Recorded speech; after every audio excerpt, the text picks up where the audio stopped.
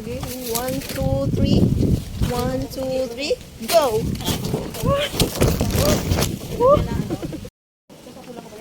Ayan guys, meron na tayong puso ng saging. Ayan. Ay, dagta. Kami ng dahon ng saging guys. Para sa suman. Ayan, si Ate Eileen Ismael Lota ang nangunguha. Expert na sila pangunguha ng saging. Ayan. Saging ng kapitbahay.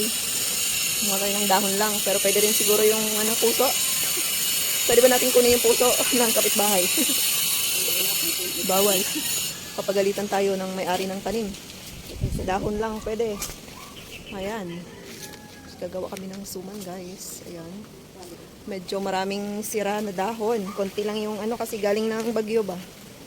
Galing ng bagyo. Kakatapos lang ng bagyo kahapon kagabi. Buti nga ngayon may araw na. Madumi. Kaso ang taas.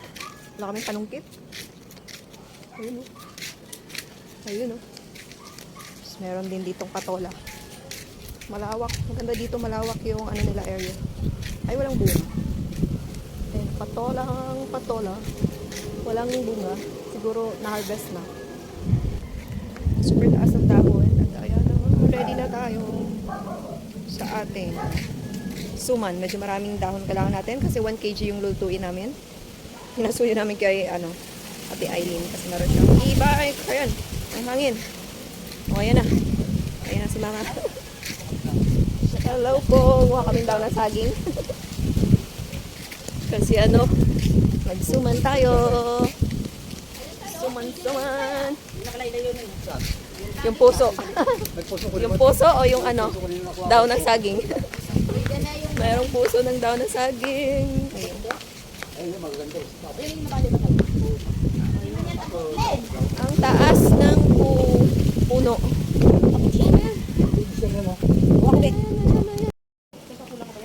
Ayan guys, meron na tayong puso ng saging. Ayan.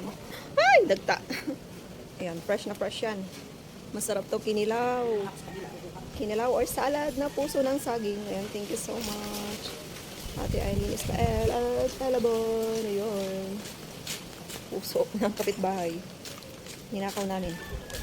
Ang puso ng kapitbahay. Yan, tumutulo. Oh my God. Puso. Yan, sarap nito guys. Kuha tayo ng dahon ng saging. 1, 2, 3. 1, 2, 3. Go!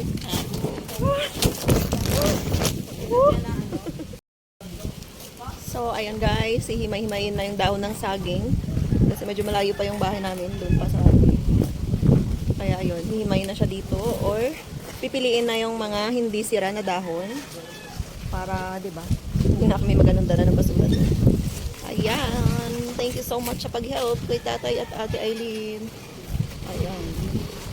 Ayan si Mama. Saging dito. Ang saging ni Tatay. Di ba? Pag may tanim, may aanihin. Ayan. Hindi pa malawak ang lupain ni Tatay. Oh. Sa amin kasi wala na. Puro na occupied na. Kailangan ng second floor. Second level yung farm ni Mama. Ayan siya.